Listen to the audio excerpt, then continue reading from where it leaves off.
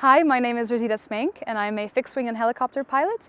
I grew up in Tanzania where my dad flew a 182, a fixed-wing aircraft, and that's where my love for aviation started. It really gave me this sense of adventure. And when I was 15, when I moved to the Netherlands, I started flying gliders.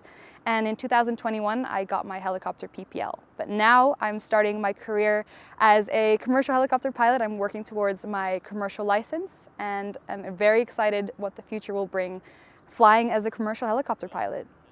When we arrived at the airport, I saw the Bell taxiing in, and my first impression was, wow, it is a lot bigger than I initially expected.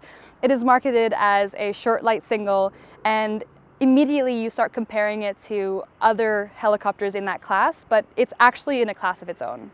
What intrigued me most is the multi-mission capability of this helicopter, carrying cargo, carrying passengers for corporate, business side, and as well as for leisure and training. And I think that's what helicopters really are about, being able to use it for business, but also for leisure. And I really got that experience today. Matt showed us how to take the seats out. The flat floor of the cabin really gives you so much more space, and that was really cool to see from close up.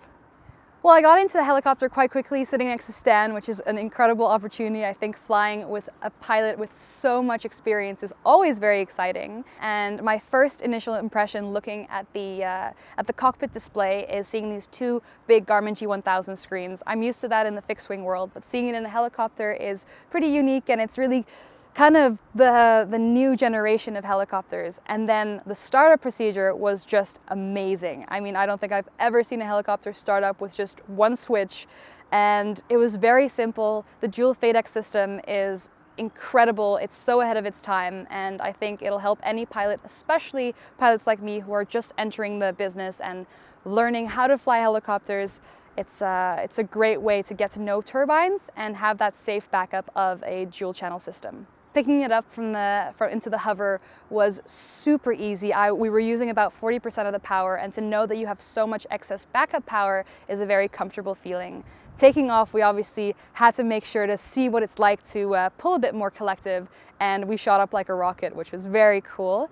And in flights, I mean, we flew around a bit. I got to experience it in hover. We did a bit of out-of-ground hovering, and then a simulated auto-rotation, which was basically a non-event. I mean, with these incredible high inertia rotors, it almost feels like you have a sea of time before you really have to react, and it gives you as a pilot a lot of time to sort out the situation and find a suitable landing spot. So very docile, very benign. We were easily able to reach our landing point, and I think having that as a safety measure in a helicopter is just crucial.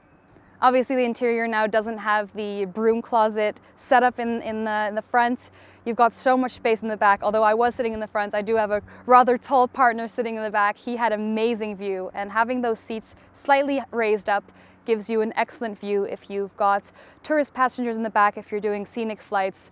And when you're flying a helicopter, if you're flying low level, all you want to do is look outside, and having every person in the helicopter have excellent view is amazing. And my forward view, sideward view was perfect. Having the FADEC control all the engine parameters gives you a lot of bits left over to focus on your mission, focus looking outside, and definitely focus on having a good time. Especially on startup and also in flights, seeing that the FADEC basically takes control of everything and you don't have to worry about anything dangerous happening during the startup is a very comforting feeling. Then on takeoff and when you're pulling up the collective, you feel immediately that the helicopter knows how to add power. There's no turbine lag, which is an absolute shocker for me because I'm used to some older fixed-wing turbine aircraft. So the comfort of knowing that as soon as you need power, you've got it is perfect. I've always liked to say that I'm a bush pilot and I love a simple helicopter, a simple plane, but now having everything on the primary flight display, also having a 3-axis autopilot is just such a luxury, especially if you've got longer flights, induced pilot fatigue, which can be very dangerous, especially with helicopters because you just need so much energy for that low level flying, that hovering and setting it down. So growing up in Africa, I've always learned how to fly on pretty simple light aircraft. I was only recently introduced to autopilot systems, and now having helicopters with 3-axis control autopilot just simply blows my mind. We even tested it out, and I think in a standpoint, if you're looking at pilot fatigue on longer ferry flights, it's crucial to have autopilot, especially now the comfort of also not having to use pedal control.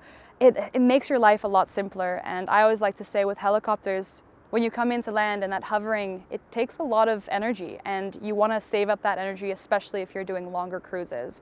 So if I had a helicopter, I would definitely have a 3-axis autopilot, because it just makes your life so much easier.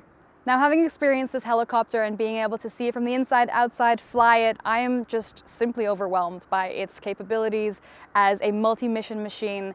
Feeling how easy it is to step into this helicopter as a relatively beginner helicopter pilot myself, I think it's capable for training, for beginning pilots, and even in a corporate sector. You have so many opportunities to use this helicopter. I've heard that they have EASA certified load hook, which expands your opportunities even more. And I think any operator would have to think about how this Bell 505 could easily improve their fleet.